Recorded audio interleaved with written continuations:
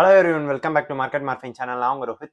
நம்ம சேனலை ரெகுலராக ஃபாலோ பண்ணவங்களுக்கு தெரியும். நான் மண்டேனா ஒரு நாள் கம்பெனி பேர் சொல்லிடுவேன். அதோடைய பேசிக் அனாலிசிஸ் சொல்லிட்டு ஒரு நாளும் ஒரு கம்பெனி எடுத்து தனித்தனியாக அனாலிசிஸ் பண்ணி பேசிட்டு இருப்பேன். அந்த கம்பெனியில் என்ன இருக்குது, அந்த ஷேர்ஸை வாங்குவேனா மாட்டேனா, அந்த ஷேர் எப்படி பர்ஃபார்ம் பண்ணுது, அண்ட் அப்கமிங் மிஷன் ப்ரொமோட்டர் ஹோல்டிங்ல இருந்து எல்லாம் பேசிட்டு இருப்பேன். ஸோ இந்த லிஸ்ட்டை நான் எப்படி எடுப்பேன் அப்படின்னு பார்த்தீங்கன்னா, ஒரு சிலர் கமெண்ட் பண்ணுவாங்க, எந்த கம்பெனி பற்றி பேசணும் அவங்களுக்கு தெரிஞ்சுக்கணும் அப்படின்னு தோணுதோ அதை கமெண்ட் பண்ணுவாங்க.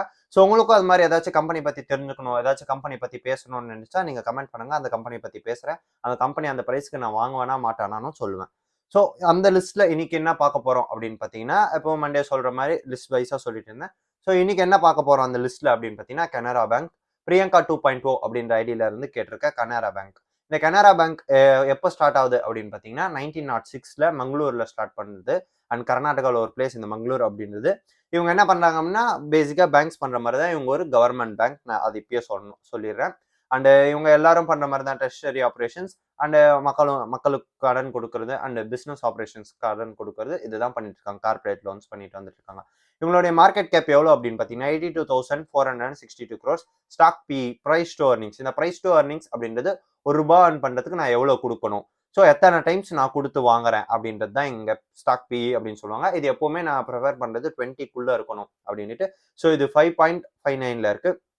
And ROCE, return on capital employed வந்து 5.33ல இருக்கு. அண்ட் ரிட்டர்ன் ஆன் அசெட் 0.84ல இருக்கு. Bit earnings before tax and amortisation 13.5. And ROE, return on equity வந்து 14.8. இது நான் சொன்னல, இந்த ROC, return on capital employed, return on assets, ROE, return on equity, bit earnings before tax and amortisation, இது எல்லாமே எவ்வளவு அதிகமா இருக்கோ அந்த கம்பெனி இன்னும் பெட்டரா பர்ஃபார்ம் பண்ணும். அதோடைய சேல்ஸ்ல இருந்து, அதோடைய கேபிட்டல்ல இருந்து, அண்ட் அதோடைய ரிட்டர்ன்ஸ்ல இருந்து எல்லாமே பெட்டரா இருக்கும். அண்ட் சேல்ஸ் க்ரோத் பார்த்தீங்கன்னா 32.2%. அண்ட் டெட் டு ஈக்விட்டி வந்து 15.8. இந்த டெட் டு ஈக்விட்டி அப்படின்றது என்ன அப்படின்னு பார்த்தீங்கன்னா, கடன் எவ்வளோ இருக்கு அப்படின்றது. ₹1 அவங்க காசுனா மிச்சம் எத்தனை ரூபாய் கடன்ல இருக்கு அப்படின்றது. எப்பவுமே நான் சொல்றது ஒண்ணுதான், பேங்கிங் இன்ஸ்டிடியூஷனா இருந்தாலும் சரி, பேங்கிங் அண்ட் நான் பேங்கிங் இன்ஸ்டிடியூஷனா இருந்தாலும் சரி, எதுவா இருந்தாலும் டெட் அதிகமா இருக்கும். ஃபினான்ஸ் சம்பந்தப்பட்ட பல கம்பெனிஸ்ல டெட் அதிகமா இருக்கும். பிகாஸ் அவங்க எப்படி அவங்களுடைய எடுக்கிறாங்க, ஃபர்ஸ்ட் எங்க இருந்து காசு வருது அப்படின்னு பார்த்தீங்கன்னா, அவங்க கடன் வாங்குவாங்க. யாருக்கிட்ட அப்படின்னு பார்த்தீங்கன்னா, நார்மலா பப்ளிக் கிட்ட அவங்க ஃபிக்ஸட் டெபாசிட்ல போறதோ, இல்ல அவங்க அக்கௌண்ட்ஸ்ல சேவ் பண்ணி வைக்கிறதோ, அந்த காசை எடுத்து அவங்க மத்தவங்களுக்கு கடன் கொடுப்பாங்க as per RBI rules. So கடன் கொடுத்து அது வர்ற இன்ட்ரெஸ்ட்ல அவங்க கொஞ்சம் எடுத்துட்டு மிச்சம் பப்ளிக்ஸ் கொஞ்சம் பே பண்ணுவாங்க. பட் ஒரிஜினலா சொல்ல போனா பப்ளிக் கொஞ்சம் கொடுப்பாங்க, இவங்க அதிகமா எடுத்துப்பாங்க. அதை வச்சுதான் எந்த பேங்கா இருந்தாலும், எந்த பேங்கிங் பினான்சியல் இன்ஸ்டிடியூஷனா இருந்தாலும் சரி ரன் ஆகுது. அண்ட் இதோடைய இந்த டெட் டு ஈக்விட்டி அதிகமா இருக்கு. ஸோ கம்பெனியா இருந்தா டெட் டு ஈக்விட்டி அதிகமா இருக்குன்னு நம்ம உஷாராயிடலாம். ஸோ பேங்கை பொறுத்தவரை எப்படி உஷாராகணும் அப்படின்னு கேட்டீங்கன்னா, கேபிட்டல் அடிக்வசி ரேஷியோ. ஸோ அவங்க கடன் கொடுத்ததை விட அவங்களுக்கு அதை மெயின்டைன் பண்ற அளவுக்கு ரிஸ்க் இல்லாத அளவுக்கு அவங்க கிட்ட காசு இருக்கா அப்படின்றத கேபிட்டல் அடிக்வசி ரேஷியோ அப்படின்னு சிம்பிளா புரிஞ்சுக்கலாம். ஸோ இது எப்படி கால்குலேட் பண்ணுவாங்க அப்படின்னா, பேசல் அம்சம் வச்சு கால்குலேட் பண்ணுவாங்க. ஸோ இது எவ்வளவு இருக்கணும் அப்படின்னு பார்த்தீங்கன்னா, ஆஸ் பர் ஆர்பிஐ ரூல்ஸ் 9% இருந்தா போதும். கேபிட்டல் அடிக்வசி ரேஷியோ இந்த பேங்க்குக்கு 13.69% இருக்கு. Book value ₹430. இந்த புக் வேல்யூ அப்படின்றது கடைசியா அந்த கம்பெனி திவாலானா எனக்கு என்ன கிடைக்கும் அப்படின்றது புரிஞ்சுக்கிற மாதிரி எடுத்துக்கணும்னா. ஸோ இந்த புக் வேல்யூ விட கொஞ்சம் அந்த பிரைஸ்க்கோ இல்லை அதை விட ஒரு ₹1 ₹2 எக்ஸ்ட்ராவா கொடுத்து வாங்கினா ப்ராப்ளம் இருக்காது. புக் வேல்யூ விட டபுள் டைம் ட்ரிபிள் டைம் கொடுத்து வாங்கும்போது இன்கேஸ் அந்த கம்பெனி லாஸ் ஆச்சுன்னா நம்மளுக்கு வந்து நம்மளுடைய இன்வெஸ்ட்மெண்ட் கேபிட்டல் அடிப்படும். அண்ட் புக் வேல்யூ வந்து 430, current price ₹445, price to book வந்து 1.5ல இருக்கு. And ROC, return sorry intrinsic value வந்து மார்க்கெட் வேல்யூவேட் பண்ணியிருக்கிறது 913. And number of equity shares வந்து 181 crore. ஸோ ஃபேஸ் வேல்யூ வந்து 10 அண்ட் டிவிடெண்ட் ஈல்டு வந்து 2.61%. இவங்களுடைய நெட் இன்ட்ரெஸ்ட் மார்ஜின் எவ்வளோ அப்படின்னு பார்த்தீங்கன்னா 2.80%. அண்ட் கிராஸ் என்பி, இந்த கிராஸ் என்பி அப்படின்றது ஓவரால் நான் பர்ஃபார்மிங் அசெட்ஸ். ஸோ ஓவரால் நான் பர்ஃபார்மிங் அசெட்ஸ்னா இவங்க எங்கேயாச்சும் கடன் கொடுத்துருக்கலாம், இல்லை எங்கேயாச்சும் இன்வெஸ்ட் பண்ணியிருக்கலாம், அது ஒழுங்கா வராம இருக்கலாம், இல்லை அங்க இருந்து ரிட்டர்ன்ஸ் வராம இருக்கலாம். ஸோ அதை என்பிஏ அப்படின்னு சொல்லுவாங்க, நான் பர்ஃபார்மிங் அசெட்ஸ் அப்படின்னு சொல்லுவாங்க. அது வந்து கிராஸ் என்பிஏனா ஓவராலா அவங்க கொடுத்ததுல ரன் ஆகாததோ இல்லை ரிட்டர்ன் வராததோ கிராஸ் என்பிஏன்னு சொல்லுவாங்க. ஒரு சிலது வரும் அப்படின்றதெல்லாம் மைனஸ் பண்ணா அது கடைசியா வர்றது தான் நெட் என்பிஏ. இப்போ எப்படி கிராஸ் ப்ராஃபிட் நெட் ப்ராஃபிட் சொல்றோமோ அதே மாதிரி தான் இந்த cross NBA net NBA. And current account savings account வந்து 33.41% இருக்கு. அண்ட் எங்களுடைய பிரான்ச்சஸ் வந்து கிட்டத்தட்ட 10,500 பிரான்ச்சஸ் இருக்கு. அண்ட் 13,000 ஏடிஎம்ஸ் இருக்கு. கிட்டத்தட்ட 5 இன்டர்நேஷனல் பிரான்ச்சஸும் வச்சிட்டு இருக்காங்க ஓவர் வேர்ல்டுல. அண்ட் 45% ஆஃப் பேங்க்ஸ் வந்து சதர்ன் இந்தியாவில தான் இருக்கு. அதுலயும் 60% எங்க அப்படின்னு பார்த்தீங்கன்னா வில்லேஜ் அண்ட் செமி அர்பன்ல தான் அதிகமா இருக்கு அப்படின்னு சொல்றாங்க. இவங்க ரீசெண்டா 2020ல சிண்டிகேட் பேங்கை மெர்ஜ் பண்ணாங்க இந்த பேங்கோட.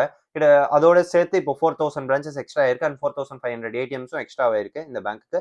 அண்ட் இவங்களுடைய லோன் புக் பார்த்தீங்கன்னா 2 டைப்பா ஒரு எப்பயுமே சொல்ற மாதிரி தான் corporate loans, retail loans.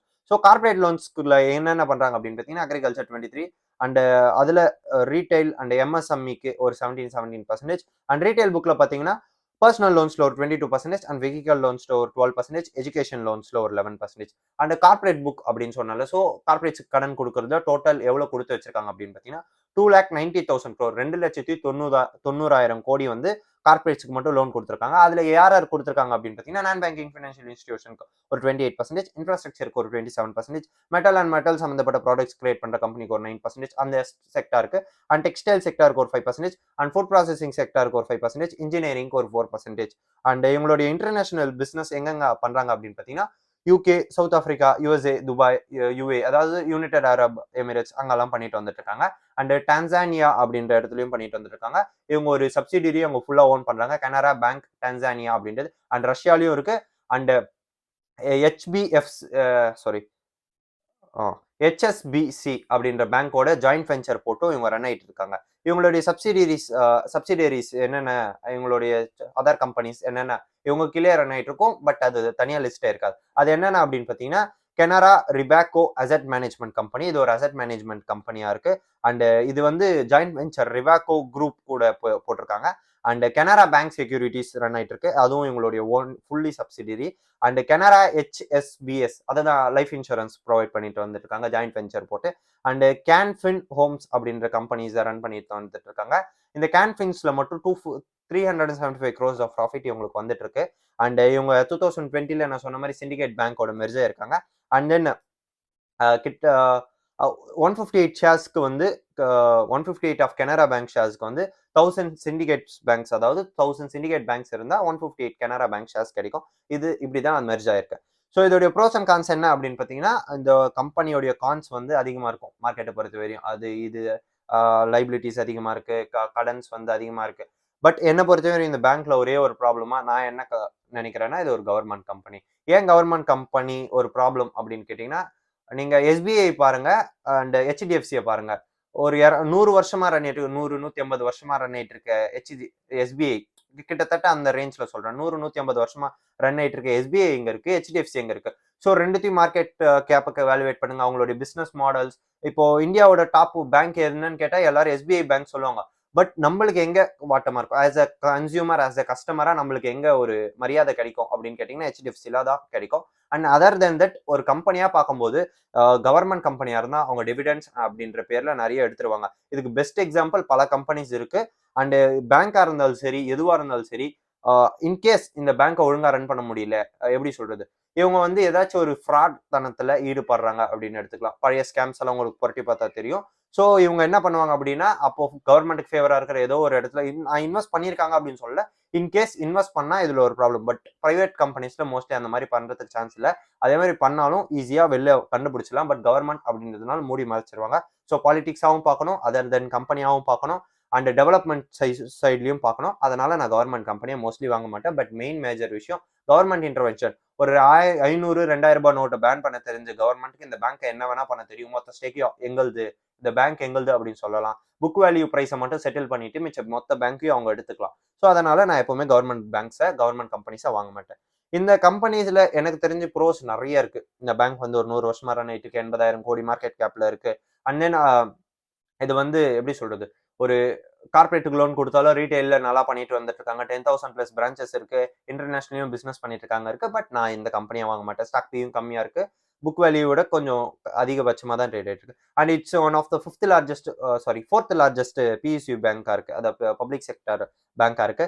And இவங்களுடைய அப்போசிஷன்ஸ் யார் யாரு அப்படின்னு பார்த்தீங்கன்னா, இவங்க வந்து பப்ளிக் செக்டர் பேங்க் அப்படின்றதுனால first state bank, and second வந்து bank of Baroda, third Punjab national bank, and fourth union bank, fifth வந்து ஐஓபி. இவங்க 6th பிளேஸ்ல இருக்காங்க. But as per government, private அதெல்லாம் விட்டுட்டு பேங்க்ஸ் வைஸ் நீங்க கால்குலேட் பண்ணீங்கன்னா எப்பவுமே டாப்ல எஸ்பிஐ அண்ட் ஹெச்டிஎஃப்சில தான் இருக்கும்.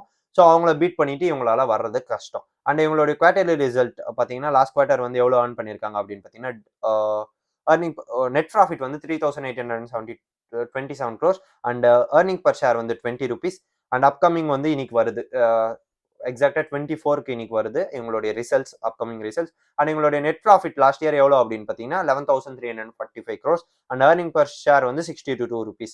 அண்ட் இவங்களுடைய ஷேர் ஹோல்டிங் பேட்டர்ன் பார்த்தீங்கன்னா, எஃப்ஐஸ் வந்து சாரி ப்ரொமோட்டர்ஸ் வந்து ஒரு 62%, எஃப்ஐஐஸ் வந்து ஒரு 11%, டிஐஸ் வந்து ஒரு 14%, பப்ளிக் வந்து ஒரு 11% ஓன் பண்றாங்க. ஸோ இந்த கம்பெனி பத்தி, இந்த பேங்க்க பத்தி நான் எல்லாம் பேசியாச்சு. ஸோ எல்லாம் எனக்கு தெரிஞ்ச அனாலிசிஸ் வச்சு இந்த பேங்க் என்ன பண்ணும், பண்ணாது அப்படின்னு சொல்லி வச்சிருக்கேன். ஸோ இந்த பிரைஸ்க்கு நான் இந்த பேங்க்க வாங்க மாட்டேன். இத விட கம்மியான பிரைஸ் கிடைச்சாலும் நான் அத வாங்க மாட்டேன். இப்பயும் அண்டர் வேல்யூவேஷன்ல தான் இருக்கு. பட் நான் வாங்க மாட்டேன். நான் யாரையும் வாங்குங்க, வித்துருங்க அப்படின்னு சொல்லல. நான் ஒரு செபி ரிஜிஸ்டர் அட்வைசரும் கிடையாது. ஸோ கமெண்ட் செக்ஷன்ல கேட்ட கம்பெனிய நான் எடுத்து பேசுவேன். யாராச்சும் கமெண்ட்ல பண்ணுங்க. உங்களுக்கு ஏதாச்சும் கம்பெனி பத்தி பேசணும், அதையும் எடுத்து பேசுறேன். ஸோ இந்த வீடியோ பிடிச்சிருக்கும் நம்புறேன். ஸோ பிடிச்சிருந்தா லைக் பண்ணிக்கோங்க, ஷேர் பண்ணிக்கோங்க, சப்ஸ்கிரைப் பண்ணிக்கோங்க. Thank you.